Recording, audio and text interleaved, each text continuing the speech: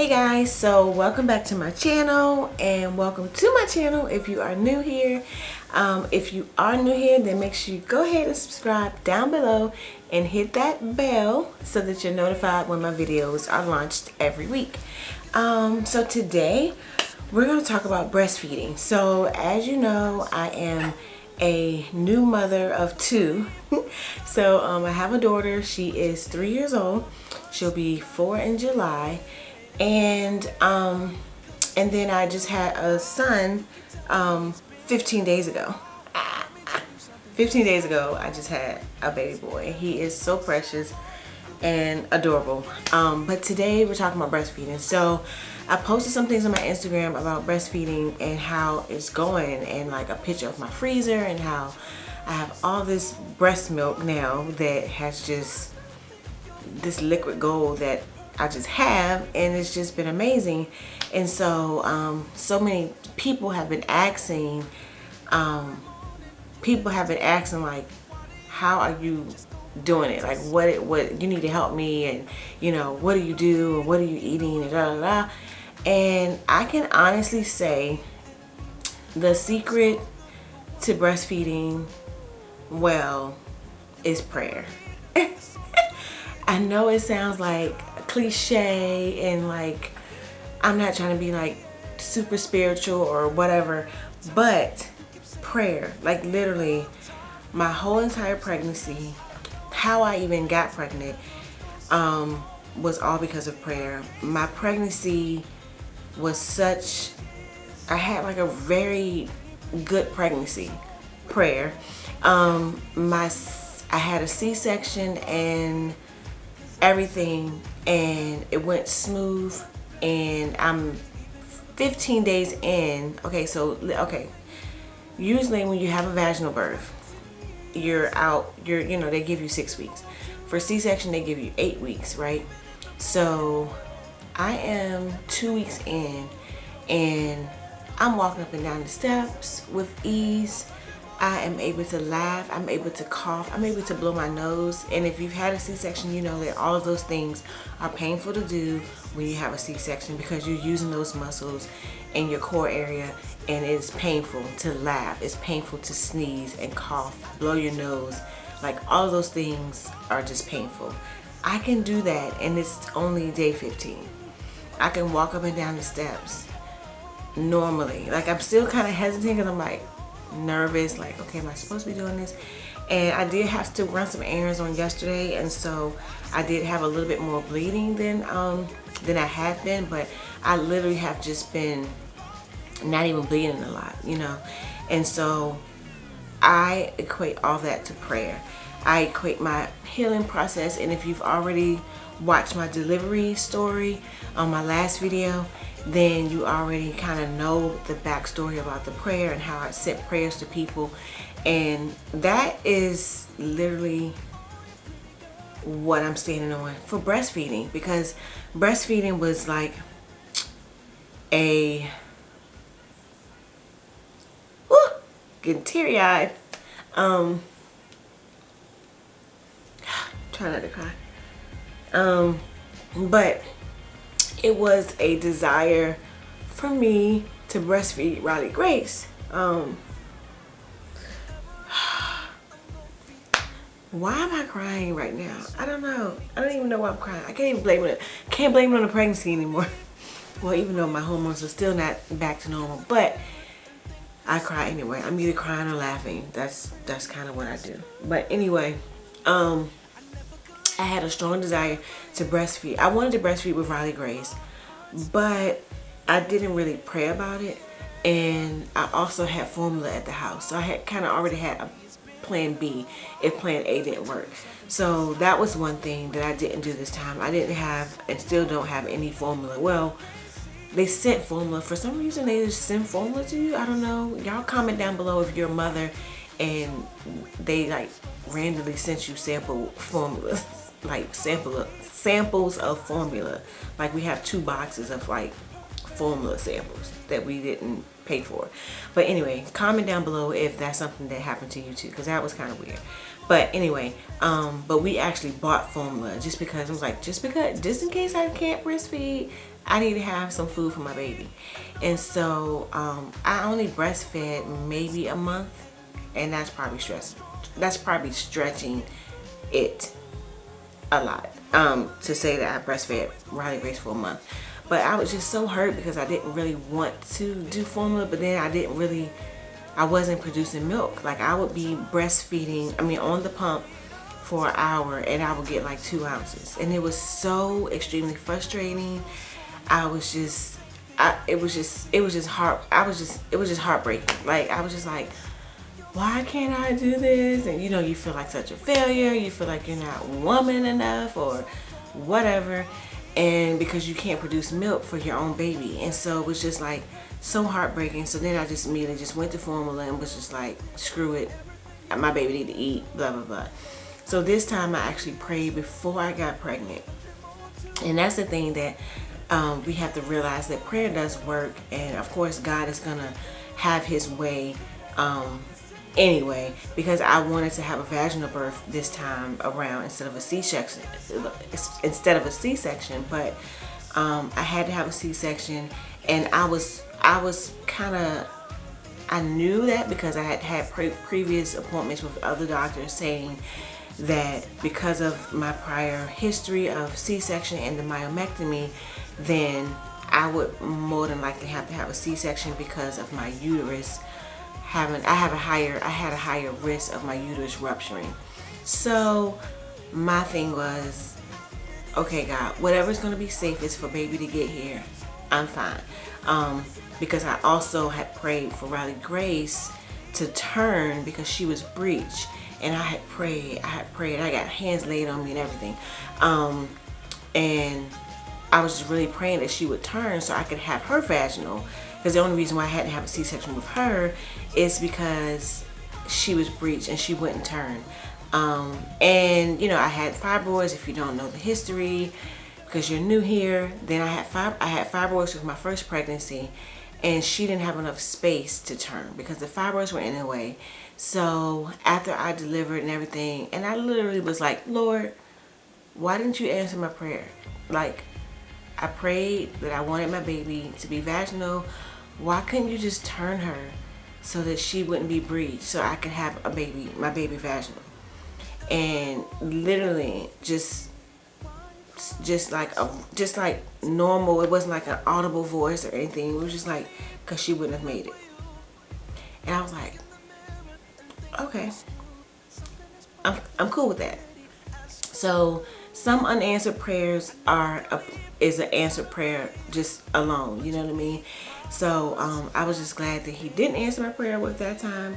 And then because she wouldn't have made it. Like, I'm positive that she wouldn't have made it if they would have been trying to turn her against those fibroids. I don't know if her heart rate would have dropped. I don't know what would have happened, but God already let me know she wouldn't have made it. So C-section it is. And so with this one, I was just like, okay God, whatever we have to do to make sure that he's healthy, and he is, and such, it's been a blessing. And so that was one of my prayers too, but I was kind of like open, like, okay Lord, whatever the safest way is, I'm cool with that.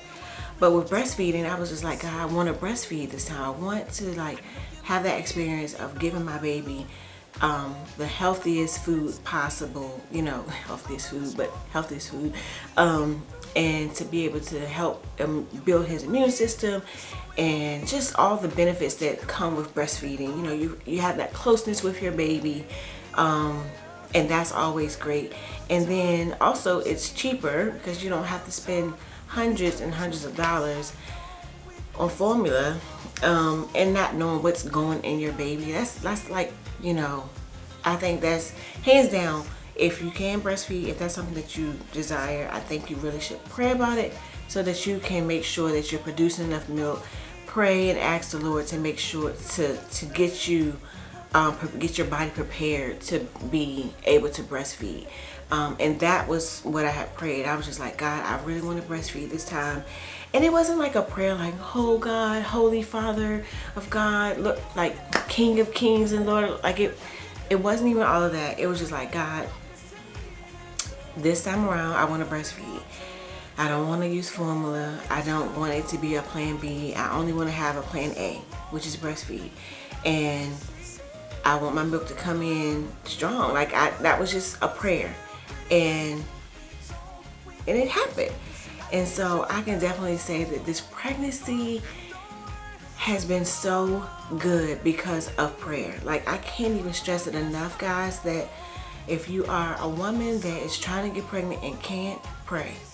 If you are trying to get pregnant, pray about it. If you if you have a sexy baby that you want, pray before you get pregnant. Pray before you conceive. And that's one thing I think I read in the book. I think it's like what to expect when expecting, or something like that. I think that's the book I read when it was talking about prayer. Or was it that book, or was it this other book? But anyway, in this book, this lady is talking about her pregnancy, her stories and stuff, and how she was just saying that if you are praying and believing God for a certain sex, like if you want a son, if you want a daughter, then you need to pray about that before you get pregnant, not after. Because after you get pregnant, you get what you get. I believe that if you pray prior to getting pregnant, then God will answer your prayer. That's just my thoughts. You may have different thoughts, but prayer works. I can attest that prayer works, because my whole pregnancy journey, getting pregnant, being pregnant, the after recovery, breastfeed, all of this is because of prayer. I can't even take the credit for it because it's so different from what I had before. So I definitely know that prayer works. So that is one thing I definitely would say is if you're having a struggle with breastfeeding, pray about it. Pray about it before you get pregnant. Now, if you're already pregnant and you're having an issue with breastfeeding, pray also. Still pray. Say, pray and say, God, I really need you to help me with this. Like, I need you to touch my boobs. I need you to touch my body, my whatever stimulates this milk to come. This is what I desire for my child, or for my children, is to breastfeed, and that God will give you the desires of your heart. And so I believe that, I think too, what happens is with women, we feel so much pressure and so much, like, it's just like, it's so much, and I feel like that's how it was my first pregnancy too. It was just so stressful, and I felt like I wasn't doing something right, and I just felt like such a, not a failure per se, but just didn't feel like I should have been feeling. And so with that stress and frustration, it just made me just give up easily. But I feel like if I would have really had the mindset that I have now, to just be like, okay, God. And I knew about prayer, and I have faith and all of that stuff when I was pregnant the first time, but I was still not thinking like to pray about these small things. Like, I wasn't thinking that. I was like, God, I'm not going to worry you about breast milk. You got other things to worry about. You got other prayers to answer. Like, I'm not going to pray about breast milk. Like, I could just use formula. But no, God was like, I'm concerned about everything that you're concerned about. And so, even if it's the small things, if you are pregnant, if it's like, Lord, help me to rest, help me. Like, I literally pray for sleep at night. I pray for at least 3 to 4 hours. Like, Lord, just give me 3 or 4 solid hours. I'm not even asking for 8 anymore. Just give me 4, and then we could just work our way up to 8. But Lord, just come on, like, just the small things, because He's a friend. Like, and I think if we think about it like that, then we won't be so uptight and like thinking that we have to take care of everything on our own, and that we have to go through everything by ourselves. Like, if you are a Christian and you are saved and you're a believer, then you already know that you have the King of Kings and the Lord of Lords, that you have Him on your side. So you don't have to go through anything alone. And that's what I've realized in this process this time. It was like, man, God, if we can do all of this through pregnancy, Lord, what else do you have in mind? What else do you have in plan for me? And so I'm like, okay, Lord, you answer that prayer, you answer this prayer, like, God, okay, I see what you're doing. Like, I can see your hand in this. Like, if you did it before, can do it again. Okay. So yeah, but I'm just like, okay, Lord. So, so that's the secret behind breastfeeding. The real secret behind breastfeeding is prayer. Prayer, prayer, prayer. That's all you gotta do. Like, not all. You have to do that, and this you have to do some natural things too, which I'm gonna talk about. So, oatmeal. Oatmeal is good to eat. Water. Drink a lot of water. Hydrate your body. Make sure you get water in all the time. Like, if you don't like water, you don't really like drinking water, then infuse it with some other stuff. Like, they have like these little fusion tea bags that I bought. You can put it in your water just to make your water taste good. You can put lemon in your water. You can put fruit in your water, especially if you've already had a baby and you're having issues breastfeeding. Then you don't have you're not so sensitive with certain things. Like, you're not getting nauseous. Hopefully, still with different things. So you can put lemon in your water, fruit, different things like that. If having like creative little mugs and cute little mugs help you, motivate you to drink, whatever you can do, drink water. Water, water, water. Oatmeal is always good. They have lactation cookies, brownies, lactation teas. Get whatever you have to get to make sure that if this is something that you're really adamant about, breastfeeding, if breastfeeding is something that you're really adamant about and this is something that you want to do, go do whatever you have to do. I didn't do that with my first pregnancy. I just bowed out easy and went to formula. But if this is something that's really what you really desire, then you gotta fight for it. You gotta fight for it.